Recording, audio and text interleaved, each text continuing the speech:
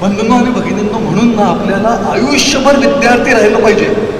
We should be learning throughout our life. आपण आयुष्यभर विद्यार्थी आहोत. शिकत राहणं, नेहमी शिकत राहणं गरजेचं आहे. आज ना जसा वयोमानामुळे डिमेन्शिया होतो, अल्झायमर्स होते, माणूस विसरायला लागतो तो कोण आहे, माणूस विसरायला लागतो आपल्या अवतीभोवती कोण आहे. आणि हे रोग जर आपल्याला होऊ नयेत अशी आपल्याला आपली इच्छा असेल ना, तर मेंदूला नेहमी ऍक्टिव्ह ठेवलं पाहिजे. We should keep our brain constantly active by learning new things. शिकणं फक्त प्रगती करण्यासाठी नाहीये, शिकणं आपल्या मेंदूसाठी देखील.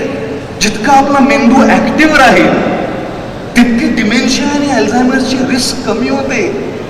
त्यामुळे शिकत राहा, नेहमी शिकत राहा, नेहमी एक विद्यार्थी राहा.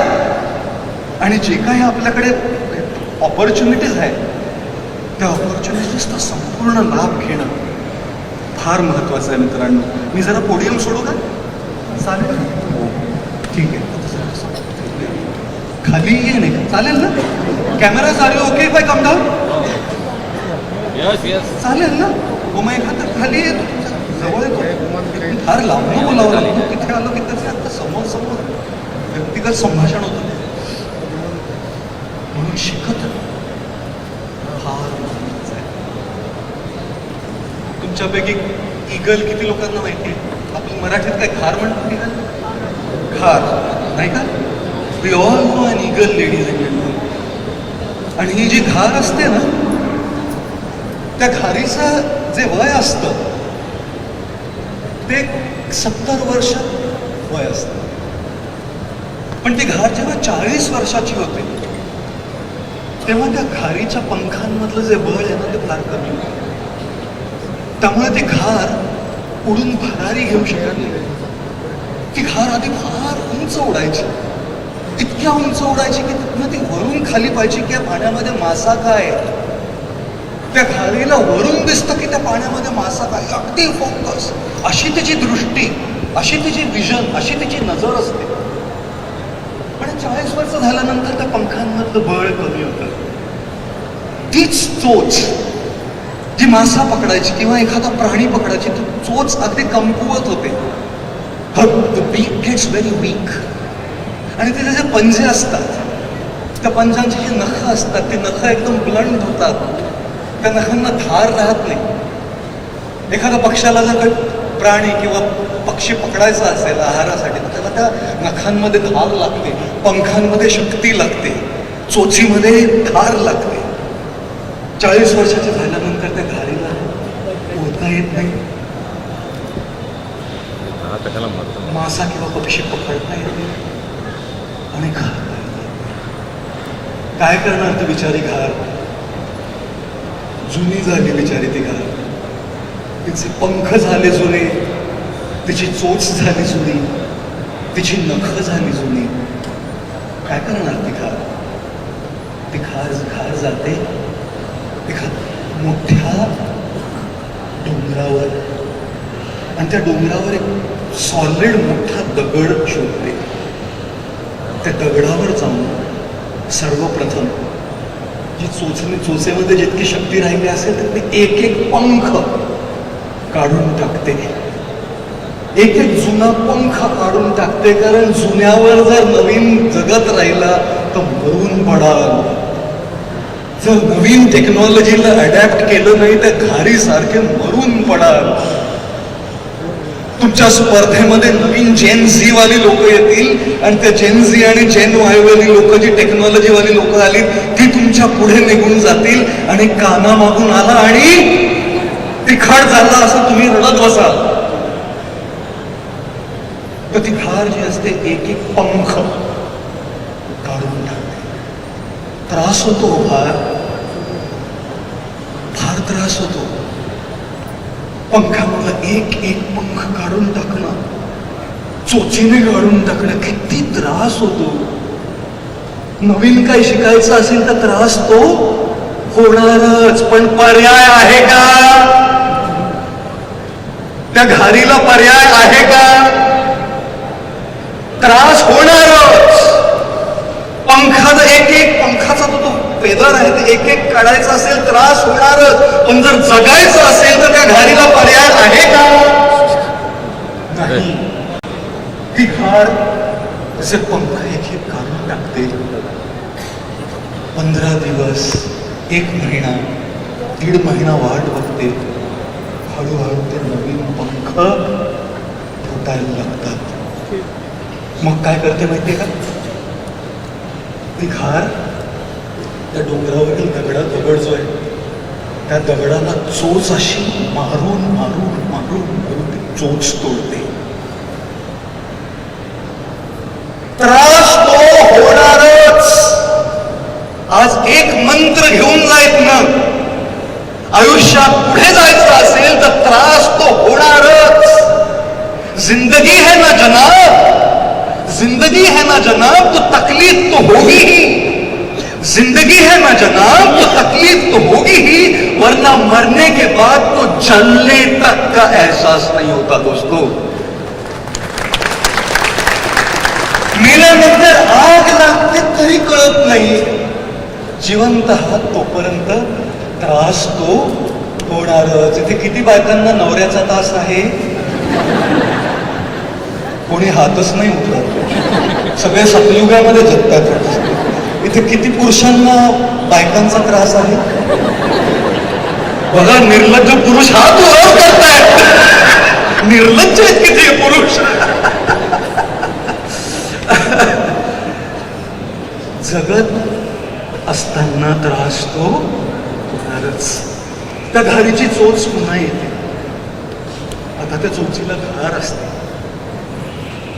आणि त्यानंतर त्या धारदार चोचीने ती घार एक एक नख काढून टाकते.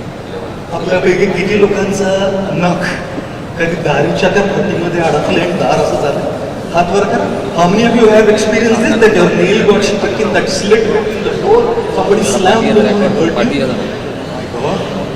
किती वेदना असते मित्रांनो, मैत्रिणींनो, बंधूंनो, भगिनींनो. विचार करा, त्या घारीला नखर तोडताना किती त्रास. पण त्रास नाही तर आयुष्य नाही. ऐकत नाही ना तो. मरून पडेल ती घार. फोटोग्राफर 1-1.5-2 महिन्यानंतर पुन्हा त्या घारीचे नख उगवतात. Sorry, my Marathi is not very good, you have to excuse me. ठीकठाक आहे ना, मराठी चालेल. त्याची गडबड आहे तशी. मराठीत सराव नाही आहे बोलायचा हो, त्यामुळे जरा मारामारी होते शब्दांची. प्रयत्न करतो. येतात ते नख आणि आता ते घार तयार असते. उंच भरारी घेण्यासाठी जुनं मागे सोडून नवीन नखांनी, नवीन पंखांनी, नवीन चोचीने आकाशाच्या उंच उंच ढगांमध्ये भरारी घेण्यासाठी तयार असते. त्रास तो होणारच. Learning means difficulty, learning means challenge, learning means adaptation, learning means newness. प्रशिक्षण घ्यायचं म्हणजे हे सगळं होणारच.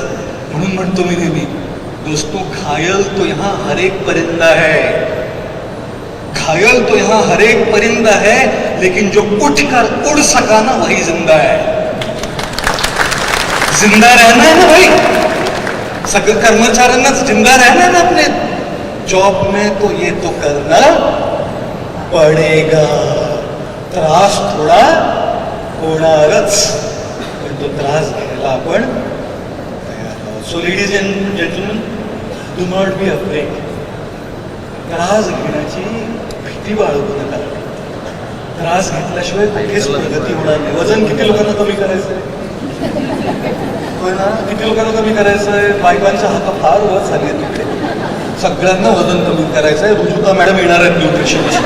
दिवेकर, तुम्हाला मी आता ऐकलं, बरं, चांगली ओळख आहे माझी त्यांची. येणार आहेत त्या तुम्हाला शिकवायला कसं वजन कमी करायचं आणि कसं खायचं छान. अजितदादा पवार म्हणाले आपल्याला, अहो आता मिसळ खाता, रोजची मिसळ ते खायची, काहीतरी आमच्या चांगल्या आहाराची देखील व्यवस्था करा. Nutrition is important for us government employees.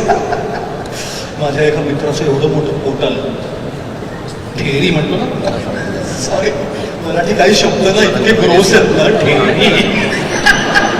Some Marathi words are like so gross, like I can't imagine. ठेरी. पोट आलं त्याचं पाणी, त्याला म्हटलं भाई त्याला पेट कम कर. हिंदीमध्ये म्हटलं जरा पेट कम कर. तू काय म्हणाला माहिती का? तो म्हणतो वजन कम करके पेट कम करके क्या करना है? वजन कम करके क्या करना है? आखिर सबको एक दिन मरना है, इसलिए अभी जो भी खाना है खा लो मेरे दोस्त, क्योंकि अगले जन्म में फिर 3 किलो से ही शुरू करना है. पतडून काढला पाहिजे याला. तिकडे जाऊ का? कॅमेरामॅन चालेल का? मी उलट्या करू शकणार का? त्यांच्याकडे जायचं ना, ते बिचारे बसले वाट बघताय ना माझी. आता यायची माझ्या अरे वा, कसं बरं वाटलं का इथे येऊन मला.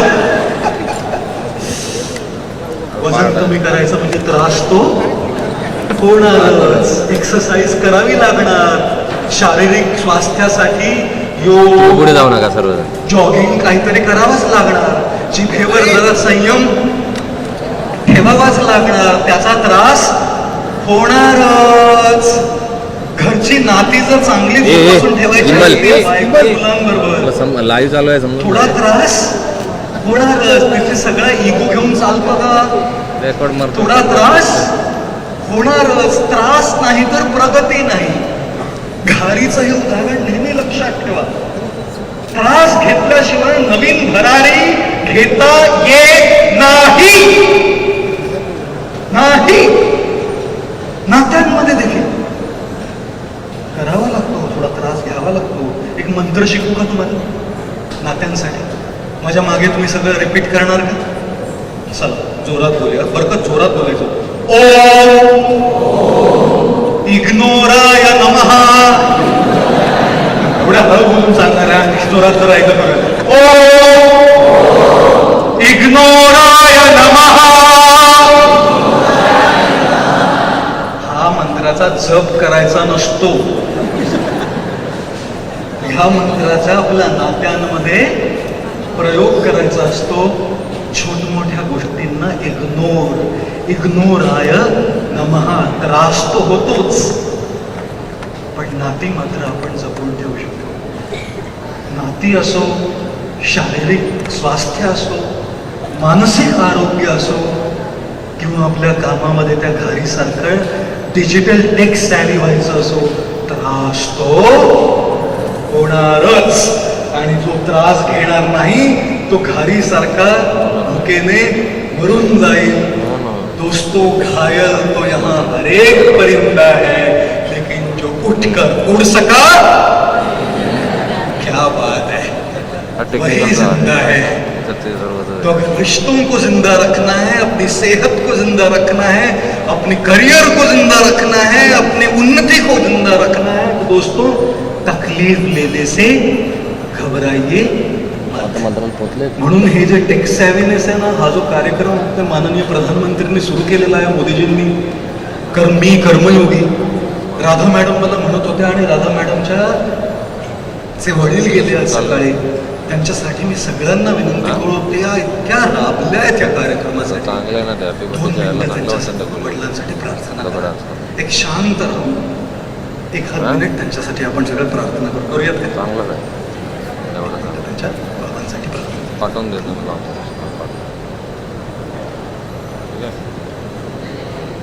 आणि त्यांच्यासाठी जोरदार टाळ्या वाजवूयात का आपण?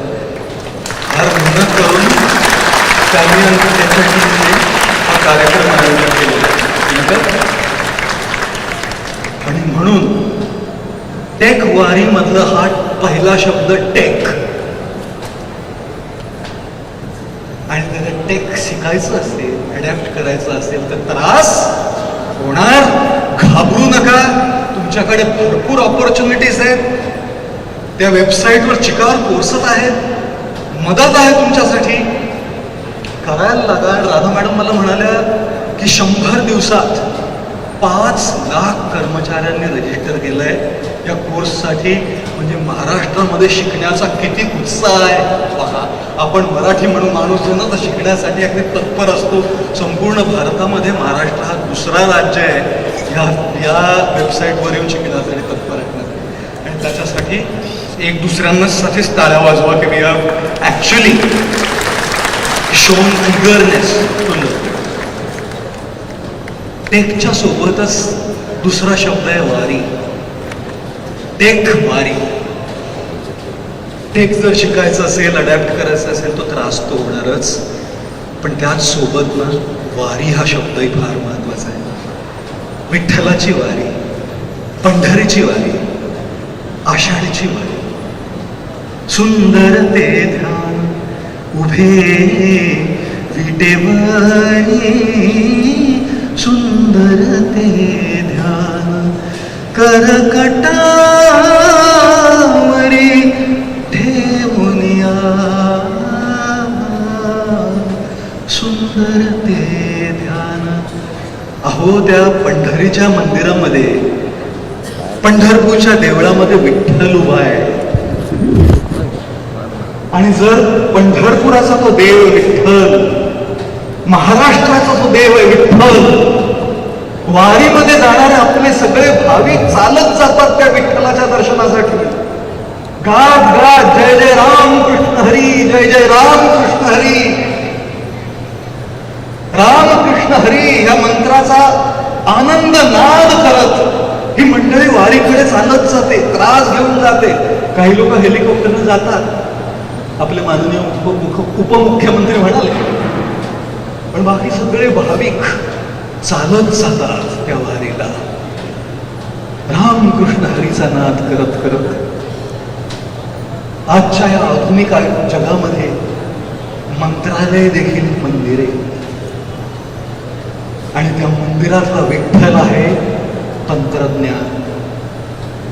आणि या विठ्ठलाच्या वारीकडे तुम्हा सगळ्यांना पुढे चालत जायचं. त्या विठ्ठलाची आरती होते अभंग गाऊन, अभंग गाऊन. गोड तुझे रूप गोड तुझे नाव, गोड तुझे रूप गोड तुझे नाव, जय जय रामकृष्ण हरी या मंत्रध्वनीने अभंगाने त्याची पूजा होते. या मंदिरातलं जे तंत्रज्ञान जे दैवत आहे ना, त्याची पूजा करण्यासाठी तुमचं अभंग आहे. Digital technology, AI, chat GPT, blockchain, cyber security, हे अभंग आहे. आरती कशी करणार? तिथे आरती करण्यासाठी दिवा असतो, फुलं असतात, नारशिडी फळ असतं, पेढे असतात. जाऊ का?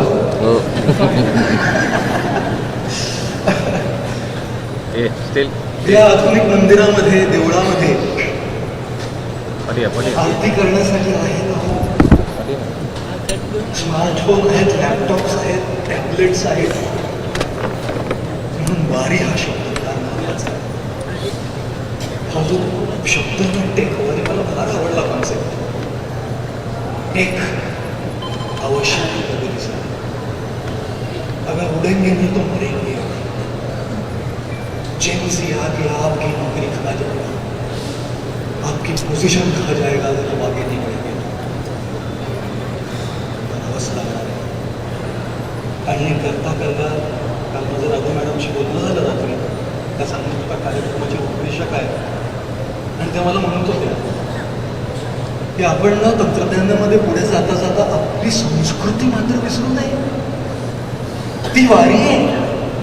विठ्ठलाची संस्कृती, तुकारामांची संस्कृती, ज्ञानदेवाची संस्कृती, चोखामेळ्याची संस्कृती, पुरणपोळीची संस्कृती, होळिकेची संस्कृती ही विसरू नये.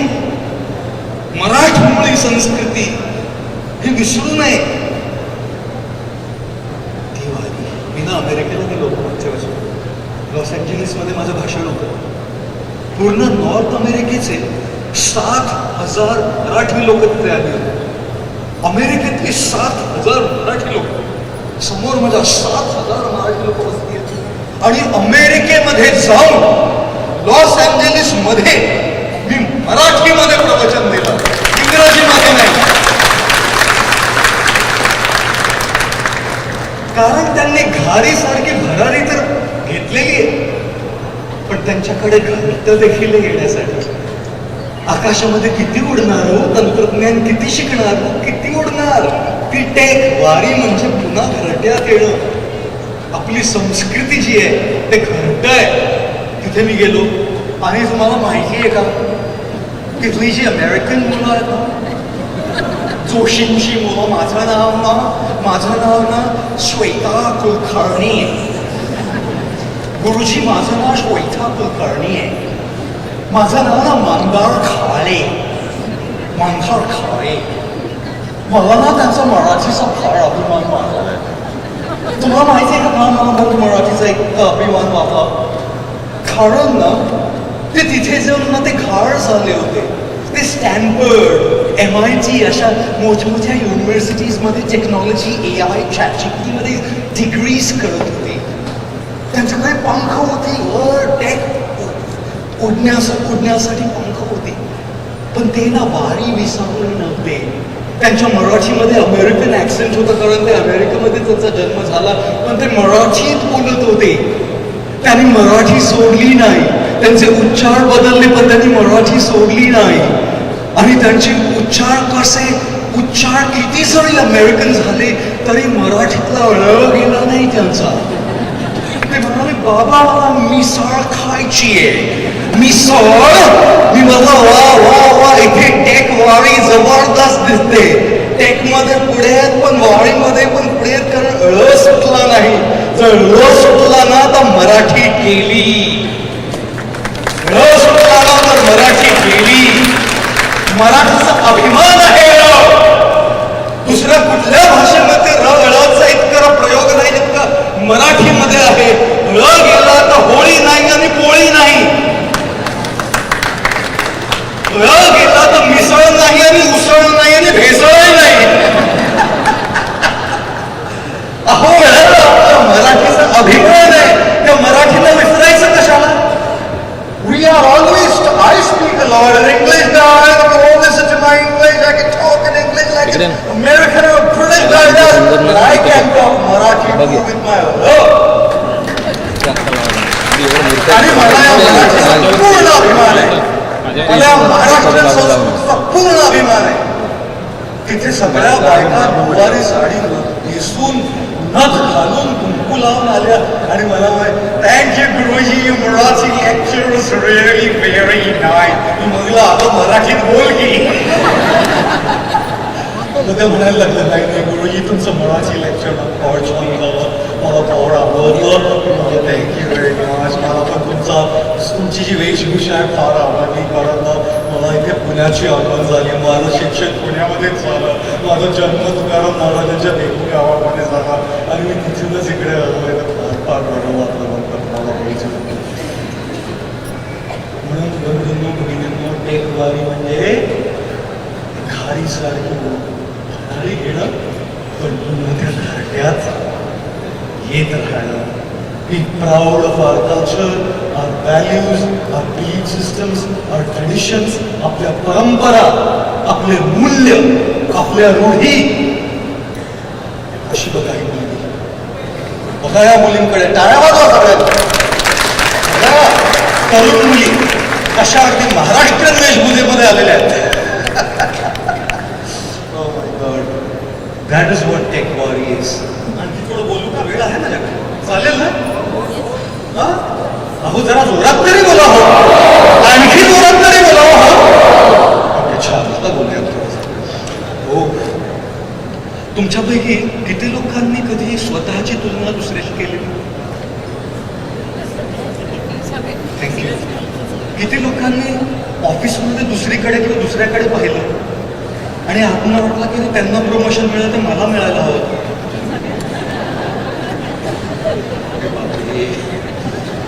मी हात नाही उचलला तर तुम्हाला काय वाटतं? तुमच्या मनातल्या गोष्टी मला कळत नाही.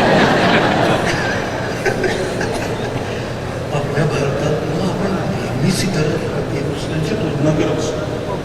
दोन विवाहित जोड्या जेव्हा एक दुसऱ्यांना भेटतात ना, त्या महिला ज्या असतात ना, एक दुसऱ्यांच्या दागिन्यांकडे पाहतात. ती सुंदर, ती छान. आणि ते पुरुष असतात ना, एक दुसऱ्यांच्या बायकांकडे बघतात. क्षमा असावी. सांगितलं ना, हा सिरियस मुद्दा बोलतोय आपण, थोडी गंमत कर, चालेल ना? थोडी गंमत करता करताच हे विषय बोलायला हवे. आप में से कितने लोगों को बचपन में ये बोला गया, किती लोकांना लहानपणी सांगितलं, आई वडील म्हणाले बघ बघ तू किती अभ्यास करतो, तू बावळट अभ्यास करत नाहीस. ऐकलं किती लोकांनी? हो, बघा. म्हणजे लहानपणापासून आपल्याला हेच शिकवलं गेलं, दुसऱ्यांकडे बघ. तर दुसऱ्यांकडे बघता बघताना स्वतःकडे बघण्याची वेळच राहिली नाही आपल्याकडे. बघा ना, from a early childhood we were told to look at other.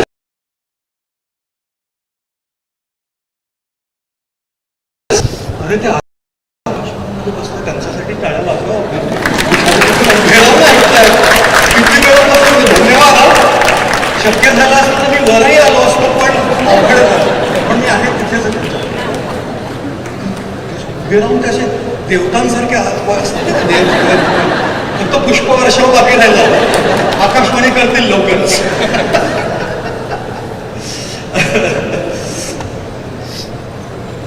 आपल्याला नेहमी सांगण्यात आलं त्यांच्याकडे बघा, दुसऱ्यांकडे बघा. एक सांगू का, मनाचा हा मोठा उद्योग आहे. दुसऱ्यांकडे बघत राहा, कारण प्रगती, उन्नती तिथेच थांबते. एक लड़का फेल होकर आया कॉलेज से. पिताजी ने रिपोर्ट कार्ड देखा, बोला इडियट, लुक्के, फेल हो गया तू, शर्म नहीं आती है? देख देख तेरे क्लास में वो मेरी पढ़ती है, देख उसको, देख वो फर्स्ट आई है, देख और तू फेल हो गया. कैसे फेल हुआ? तू म्हणाला देख देख के फेल हुआ. देख देख देख. म्हणजे मला कळत नाही हो, आपल्याला नेहमीच सांगण्यात आलं देख उसको, देख. एक गोष्ट सांगू का, दुसऱ्यांकडे बघून तुमचं प्रमोशनही होणार नाही, तुम्ही खाली जाणार नाही. स्वतःवर काम करणं फार महत्वाचं आहे. दुसऱ्यांकडनं प्रेरणा घेतली पाहिजे. दुसऱ्यांकडे बघून प्रेरणा घेणं छान आहे, पण दुसऱ्याकडे बघून ना कित्येक वेळा आपल्या मनात ना द्वेष निर्माण होतो. चळतो आपण आत्मा, बाहेर वास येतो त्याचा. बाहेर वास येतो त्याचा. दुसऱ्यांकडे बघून त्यांचं प्रमोशन तुमचं होणार आहे का? समजायला पाहिजे. दुसऱ्यांकडे बघून त्यांनी शिकलेली टेक्नॉलॉजी तुमची होणार आहे का? सकाळीच लागले का? अरे सकाळी का राहणार आहे का इथे? इथे आहे ना, इथे आहे ना. तुमची होणार आहे का? म्हणून दुसऱ्यांकडे बघणं बंद करा आणि स्वतःकडे लक्ष द्यायला शिका. तुमचं आयुष्य महत्वाचं आहे, तुमची प्रगती महत्वाची आहे, तुमची उन्नती महत्वाची आहे. Your growth is important and you not going to grow by looking at others, you going to grow by working on yourself. Karna आणि अर्जुन महाभारतातले दोन महत्वाचे जे कॅरेक्टर आहेत, दोघंही उत्कृष्ट धनुर्धर. त्यांची इच्छा होती, दोघांची इच्छा होती ते उत्कृष्ट धनुर्धर व्हावेत. पण कर्णाची इच्छा काय होती? स्पर्धा करून अर्जुनाला खाली खेचून वर जायचं. आणि अर्जुनाची इच्छा काय होती? स्वतःशी स्पर्धा करून स्वतःला पराभूत करून वर जायचं. फार अंतर आहे, फार अंतर आहे. म्हणून दुसऱ्यांना खाली खेचून वर जाण्याऐवजी स्वतःला खाली खेचून वर जाण्यातच बुद्धिमत्ता आहे. इसीलिए मैं कई बार कहता हूँ, न किसी से स्पर्धा न किसी से होड़. होड़ म्हणजे हिंदीमध्ये रेस. न किसी से स्पर्धा न किसी से होड़, अपनी ही मंजिल और अपनी ही दौड़. दौड़िए ना भाई, करा ना, करा ना. मानसिक स्वास्थ्य स्टेबल ठेवायचं असेल, तणाव कमी करायचा असेल तर दुसऱ्यांकडे बघणं जरा कमी करा. आणि फक्त कामाने नाही की त्याचं तिचं प्रमोशन झालं, तो किती बॉसला किती मस्का मारते, ती नेहमीच बॉसला मस्का मारत असते म्हणूनच पुढे जाते. आपलं तर काही ते होतच नाही बाई, सॉरी, आपलं तर काही ते होतच नाही बाई. हो, तेवढंच नाही हो, पण आयुष्यामध्ये जे आपलं सुख आहे ते देखील जर दुसऱ्यांकडे पाहिलं तर आपण सुखी राहू शकत नाही, माहितीये का? कारण दुसऱ्याकडे जर आपण बघत राहिलं तर आपल्या एकच जाणीव होते की आपल्याकडे काय नाही आहे. त्यांच्याकडे गाडी आहे, त्यांच्याकडे मोठा बंगला आहे, त्यांच्याकडे चांगलं घर आहे. अगं बाई, माझ्याकडे नाहीच आहे. तिच्याकडे कोल्हापुरी साज आहे, माझ्याकडे नाहीच आहे. अहो, सुखी जरी राहायचं असेल, प्रगती तर एक झालीच, दुसऱ्यांकडे पाहू नये, मग स्वतःही अर्जुनासारखे धनुर्धर व्हा. पण जर आयुष्यात आनंदी जरी राहायचं असेल तरी दुसऱ्यांकडे बघत राहिलं तर काय हो, कसं चालणार? आपल्याकडे काय नाही आहे याची जाणीव होण्याऐवजी आपल्याकडे काय आहे याची कृतज्ञता असली पाहिजे. आणि आपल्याकडे जे आहे ना त्याची मजा घ्या ना. दुःखी का होता रे? त्याच्याकडे गाडी, माझ्याकडे नाही ते, माझ्याकडे नाही ते, माझ्याकडे नाही. अरे गप्प बस. आपल्याकडे काय आहे हे पाहणं किती महत्वाचं आहे. तुमच्यापैकी किती लोकांच्या दातामध्ये कधी काही अडकलंय बरं? अरे वा वा वा, किती लोकांच्या दातामध्ये वर्णातली कोथिंबीर अडकली? वा वा. तुमच्यापैकी किती लोकांच्या दातामध्ये मक्याच्या कणसाचं ते असतं ते अडकलं? वा वा. तूस म्हणतो ना बेटा. तुमच्यापैकी किती लोकांच्या दातामध्ये आंब्याचं ते तूस अडकलंय? आंब्याचा सीझन चालू आहे ना. तुमच्यापैकी किती लोकांच्या दातामध्ये बडीशेपाची ती शेपूट अडकली आहे ना. आणि जेव्हा जेव्हा आपल्या दातांमध्ये काय अडकतं तर आपली जीभ कुठे जाते?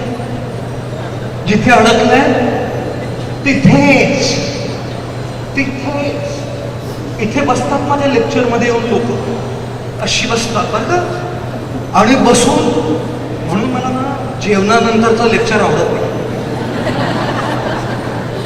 जेवण करून येतात आणि माझ्या समोर बसतात आणि असे बोला, तुम्ही बोला गुरुजी, आमची फॅक्टरी चालू आहे. आमच्या दातात काढण्याची, ते अडकलं ते काढण्याची फॅक्टरी आमची चालू आहे बरं का.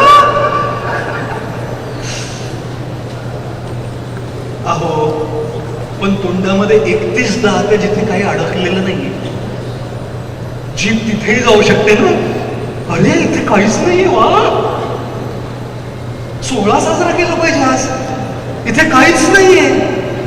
पण जिथे काही अडकलेलं नसतं तिथे जाण्याऐवजी जीभ ना तिथेच जाते जिथे काही अडकलेलं असतं. आणि मनाचा स्वभाव देखील तसाच आहे मित्रांनो.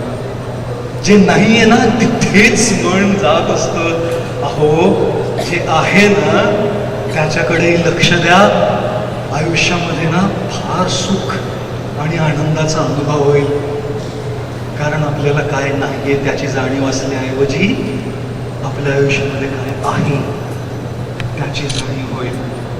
म्हणून कृतज्ञता, ग्रैटिट्यूड, शुक्राना बहुत ज़्यादा जरूरी है दोस्तों.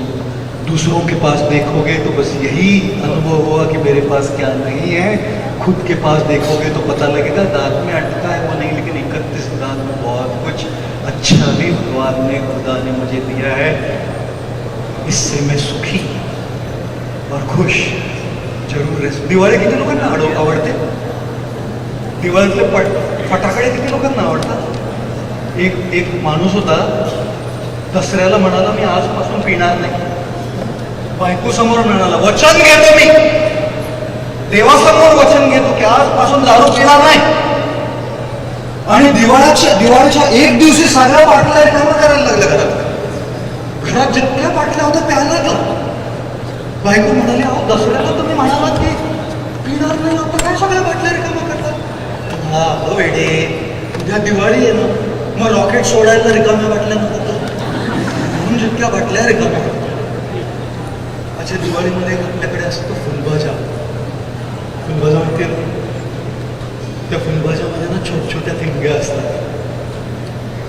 कधी कधी बॉम्ब असतात ना, त्याच्या बॉम्बमध्ये एक जोरदार आवाज येतो, लक्ष्मी बॉम्ब, सुतळे बॉम्ब, एक जोरदार एक्सप्लोजन, जोरदार आवाज. पण त्या फुलभाज्यांमध्ये छोट्या ठिणग्या. आयुष्यामध्ये लक्ष्मी बॉम्ब सारखे सुख कमी असतं.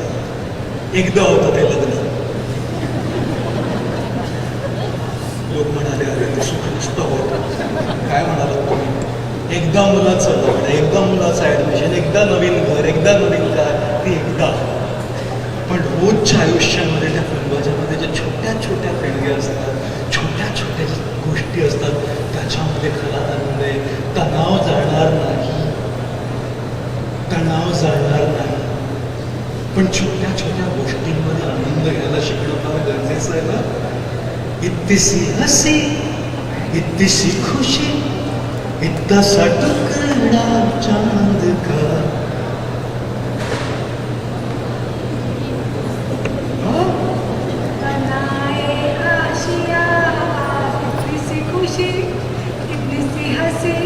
इतना सा मुकड़ा चांद का, ख्वाब के सिलसिले चल बना है आशिया.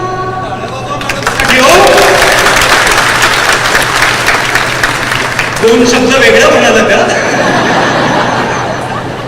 इतनी सी हसी, इतनी सी खुशी, इतना सा टुकड़ा चांद का. मुखडा नव्हे तुकडा.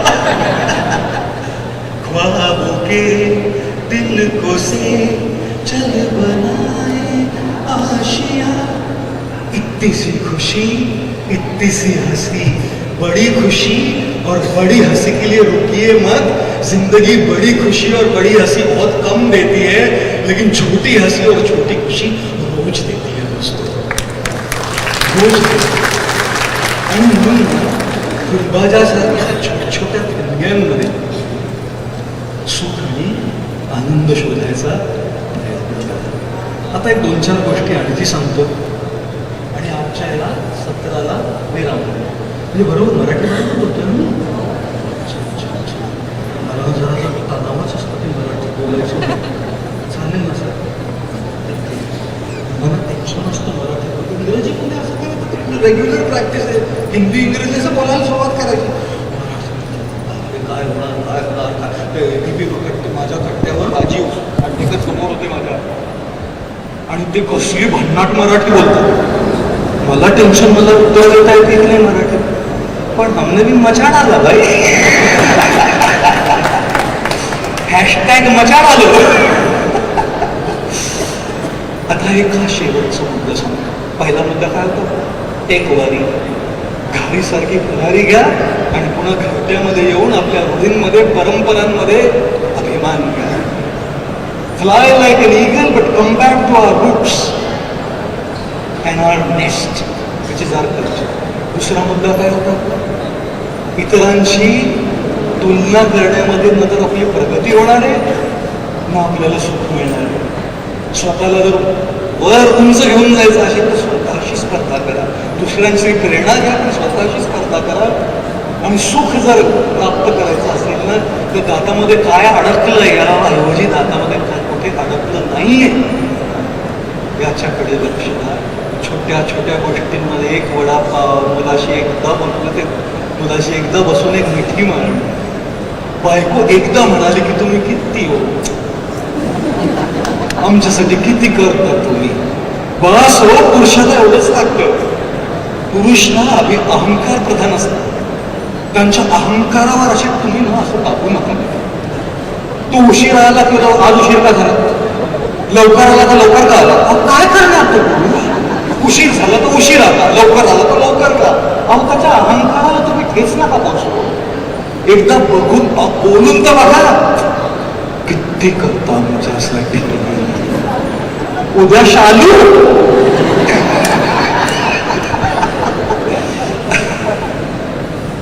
आणि महिलांना त्या भावना प्रधान असतात.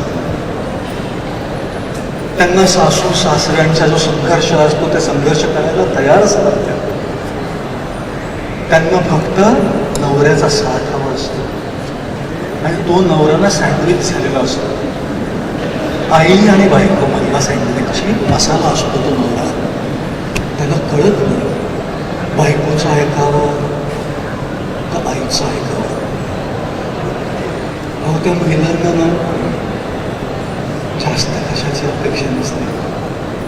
ती एका साध्या साडीमध्ये एका साध्या मंगळसूत्रामध्ये आयुष्य काढायला तयार असते. तिला लागतं ते प्रेम, तिला लागतो तो सपोर्ट, तिला लागतं ते व्हॅलिडेशन. बस छोट्या गोष्टी असतात फार. पण त्या विसरतो आणि त्याला आपण करतो ओम इग्नोरायन. मग कशी चालणार ती नाती? इतनी सी हसी, इतनी सी खुशी, इतना सा टुकड़ा चांद का, ख्वाबों के तिनको से चल बनाए आशिना. तुमच्यापैकी किती लोकांना स्ट्रेस आहे? स्ट्रेसवर हात. किती लोकांना स्ट्रेस आहे? अरे बापरे, तणाव तणाव किती लोकांना. एक ना पोल्ट्री फार्म होता, पोल्ट्री फार्म. त्या पोल्ट्री फार्ममध्ये सगळ्या कोंबड्यांकडे तो मालक आला आणि त्या कोंबड्यांना म्हणाला, तुम्हाला लाज वाटत नाही? मी तुम्हाला इतके दाणे घालतो आणि तुम्ही फक्त 2-2 अंडे घालता. लाज वाटत नाही तुम्हाला? पुढच्या सोमवारपासून मला 10-10 अंडी पाहिजेत, नाही का पिंक स्लिप मिळणार. असंच असतं सगळ्यांचं आयुष्य. रेटिंग पाहिजे, आणखी जास्त पगार पाहिजे, अंडी घाला. 2-2 अंडी घातल्याने चालणार नाही, 10-10 अंडी घालावी लागणार. याला म्हणतात परफॉर्मन्स प्रेशर.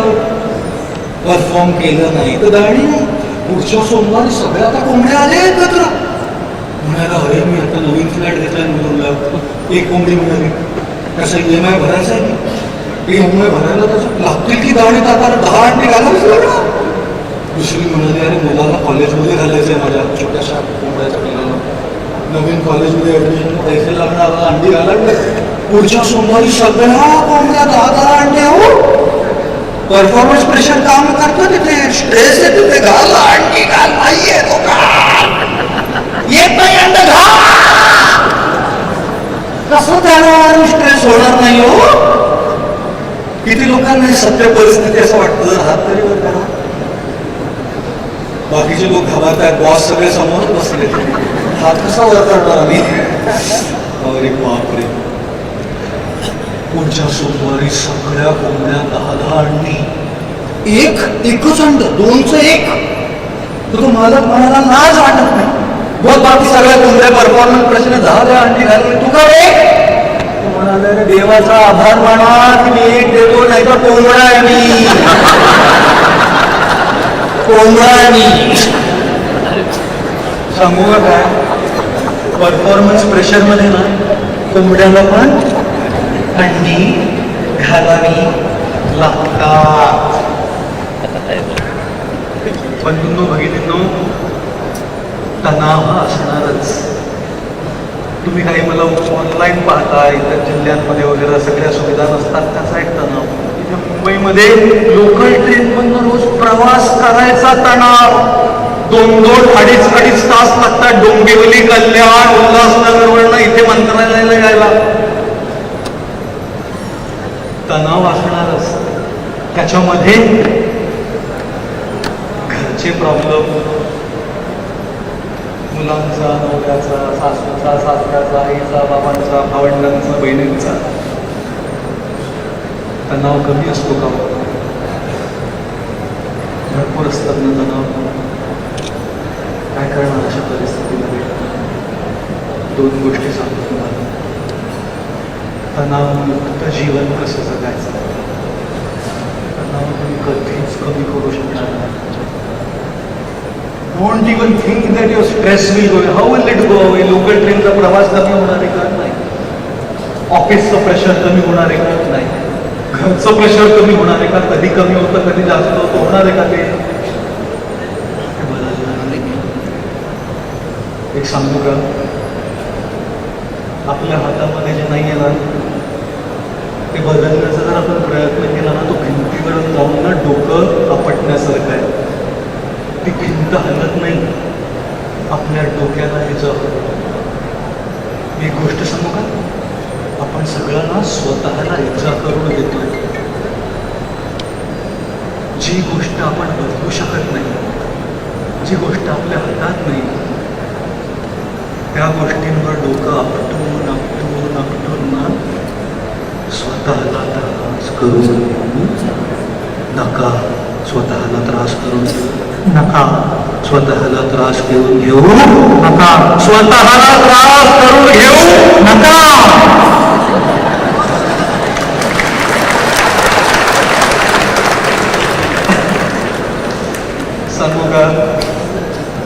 डोक्यात हे जाऊ नका. ज्या गोष्टींवर आपला कंट्रोल नाही त्याच्यावर आपला कंट्रोल घालून काही होणार नाही. नवरा बदलणार आहे का? बायका म्हणतात बदललं तर बरं होईल, पण नाही बदलणार त्याचा स्वभाव. बायकोचा स्वभाव बदलणार आहे का? नाही. काही गोष्टी स्वीकार करून जगावं लागतं. पण एक सगळ्या महिलांना आणि पुरुषांना सांगतोय बरं का, जर त्या नात्याचा रोजचा त्रास असेल, मारामारी हाणाहाण होत असेल ना, सहन करायचं नाही. भरपूर तणाव आहे आयुष्यामध्ये, हा तणाव आणखी नको. परंपरा रूढी ह्या सगळ्या महत्वाच्या आहेत. लग्न टिकवून ठेवणं, मुलांसाठी जगणं हे सगळं महत्वाचं आहे. पण स्वतःला मानसिक त्रास करून जर तो होत असेल ना, बस आहे आपली महाराष्ट्रीयन पद्धत आपली नाती निभावण्याची. पण ती नाती निभवत जर स्वतःचं आयुष्य संपत असेल, प्रश्न विचारा. त्या भिंतीवर डोकं आपटायचंय आणि स्वतःला इजा करून घ्यायची. ही शांती पाहिजे. म्हणून तणावमुक्त व्हायचं असेल तर तणाव जाणार नाही. भिंतीवर डोकं आपटू नका. आणि हे एक आहे नक्की शेवटचं बघा. 5-10 मिनिटं वर चालेल ना? 5-10 मिनिटच वर करू. कॅमेरामॅन फोकस करावं, चालेल? हे बघा माझ्या हातामध्ये काय आहे. सगळे म्हणतील गुरुजी रिकाम्या वेळात काय करता तुम्ही? सुट्टा? अरे बापरे, हे बघा असं नाही. आपल्या सगळ्यांमध्ये हा स्पार्क असतो. मराठी स्पार्क आला ना, थिंडी ना. Some word Marathi too gross लागायचं. ठेरी, थिंडी. मॅडम मला एक ग्लास आणि पाणी देता चालेल का? रिक्वेस्ट करू चालेल ना मॅडम? त्रास देत नाही ना मॅडमला? एक थोडं जोरदार टाळ्या द्या तर मदत करते. नाही नाही असं. आणि तो ग्लास एक पाण्याची बॉटल आणि कॅमेरामॅन फोकस करा बरं का व्यवस्थित. सगळ्यांना दिसलं पाहिजे, छान दिसलं पाहिजे सगळ्यांमध्ये. ना मी थिंकिंग सगळ्यांमध्ये ती खारीसारखी भरारी घ्यायची. आपल्याला वर जायचं, उंच जायचं. सगळ्यांना सुख पाहिजे, आनंद पाहिजे, प्रगती पाहिजे, उन्नती पाहिजे, सक्सेस पाहिजे, पैसे पाहिजे, घर पाहिजे, बंगला पाहिजे, गाडी पाहिजे, मुलांसाठी स्वप्न आहे बघा सगळ्यांची. सगळ्यांमध्ये होते तिथे. पण होतं काय माहिती आहे का? आणि हे काही चालेल खालून आणलं तरी चालेल. होतं काय ना, आयुष्य असं ठेवत नाही आपल्याला. पॉलिटिक्स होतं आपल्याबरोबर. कधी ऑफिसमध्ये पॉलिटिक्स झालं तुमच्याबरोबर? हात वर करा. अरे कोणी इथे हातच वर करत नाही. आमच्या इस्कॉनमध्ये जास्त पॉलिटिक्स आहे वाटतं.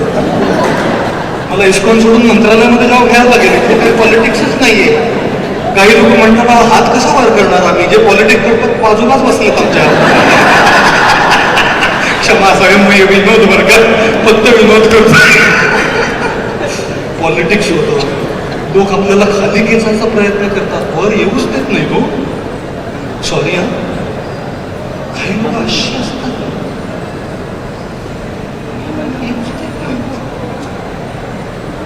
हे करता करता आईला कॅन्सर.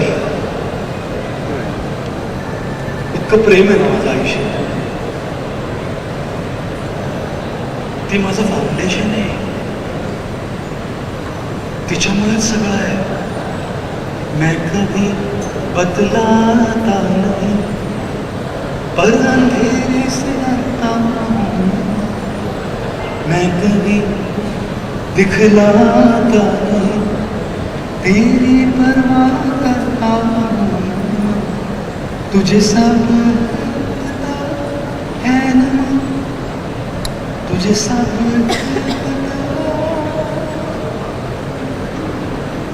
मेरी.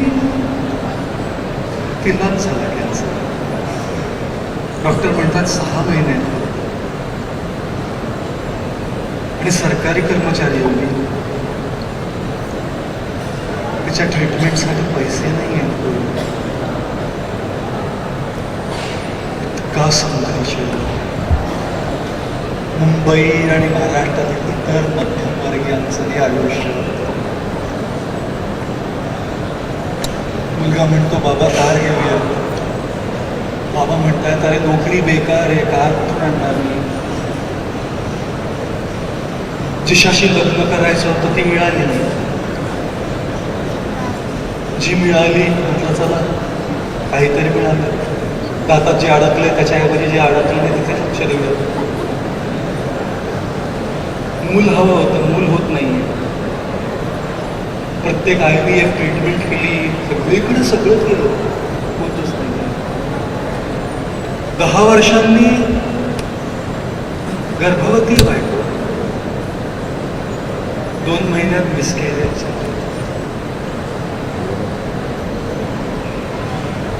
बायकोने मुलाला जन्म दिला, 4 दिवसात बाळ गेलं. बाळ झालं गेलं नाही हो, पण चॅलेंज आहे बाळ, कधीच उठू शकणार नाही. चॅलेंज नाही आहे बाळ.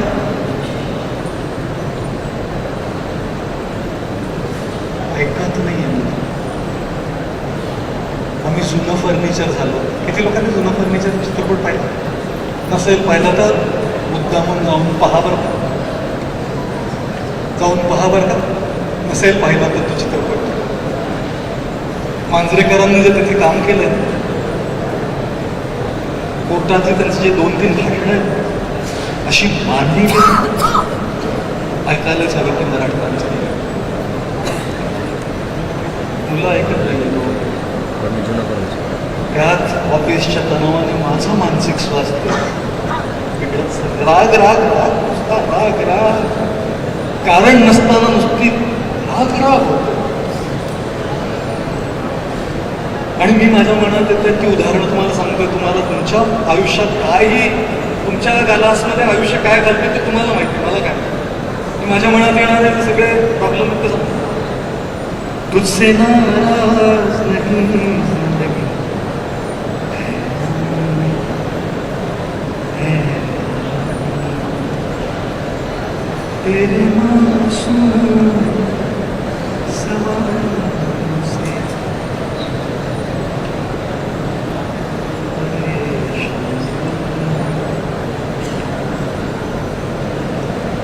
परेशान.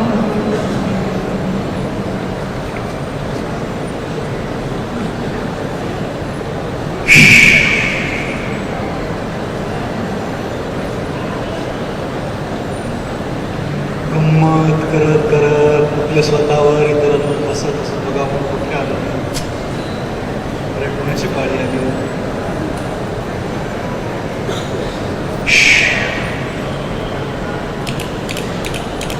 कुठे गेली ती जिंदगी. हे आपलं आयुष्य. स्वतःशी किती लढणार, किती संघर्ष करणार. आयुष्यातल्या लढाया, हे युद्ध, रोजचे. लोकल ट्रेनमध्ये सीट मिळण्यापासून, मुलांच्या फी भरण्यापर्यंत, घरचे EMI भरण्यापर्यंत, मुलांची लग्न करण्यापर्यंत, आईच्या कॅन्सर ट्रीटमेंटचे पैसे एकत्र करण्यापर्यंतचा संघर्ष तो अगदी खरा आहे. महाराष्ट्रीयन मध्यमवर्गीयाचा हा संघर्ष आहे. कसं येणार आहे?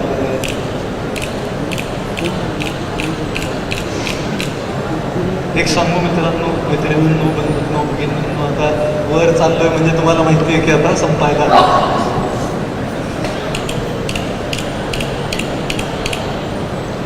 किती करणार गो हा संघर्ष. नाही होणार. AC चालू खाली यावं लागणार.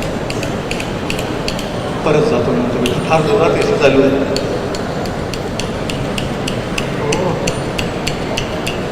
ते बघा, तणावमुक्त व्हायचं एक सल्ला देतो आज. तुमच्या लढाया एकट्याने लढू नका. एकट्याचं नाही होणार. कोणीतरी असावं, नवरा बायको, भाऊ बहीण, मित्रमैत्रीण, साखर, ज्यांच्याकडे मन मोकळं करून बोलता येईल.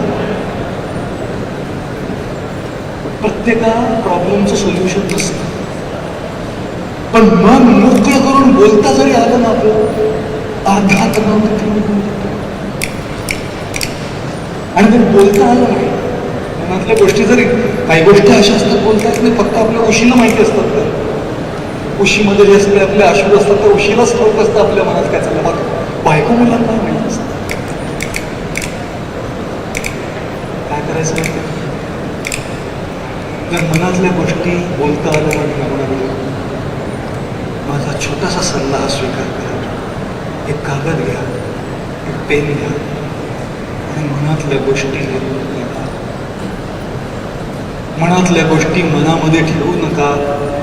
शरीरात जर पाणी राहिलं आणि मूत्राद्वारे ते जर बाहेर आलं नाही तर त्याने रोग होतो. शरीरामध्ये अन्न गेलं आणि विष्ठेद्वारे तर जर बाहेर आले नाही तर रोग होतो. मनातले हे तणाव तर बाहेर आले नाही तर मानसिक रोग होतात. मळमूत्र जर शरीराच्या बाहेर आलं नाही तर शारीरिक रोग होतात आणि मनातले तणाव जर बाहेर आले नाही तर मानसिक रोग होतात. त्यामुळे बोलायला शिका कोणाकडे तरी, आणि जर बोलता आलं नाही तर एक नम्र निवेदन तुमच्या पायाशी करतोय, लिहायला शिका. रोज लिहायला. तुम्ही म्हणाल वेळ कुठून मिळेल, लोकल ट्रेनमध्ये वेळ जातोय, लोकल ट्रेनमध्ये फोनवर लिहा. उभं राहून होत नाही, उभं राहायला बसायला जागा नाही हो सर. मनामध्ये तयार करून ठेवा काय लिहायचं. घरामध्ये 5 मिनिटं वेळ मिळणार नाही, वेळ काढावा लागेल. आणि म्हणून असं जेव्हा होत नाही, धरणा कुठेतरी धरावं लागणार आहे मला. थँक्यू सर, क्षमा असावी तुम्हाला. जेव्हा काही आपल्याकडनं नाही येत असेल ना, त्यावेळी आपल्याला नाहीतर कोणाची तरी मदत लागते.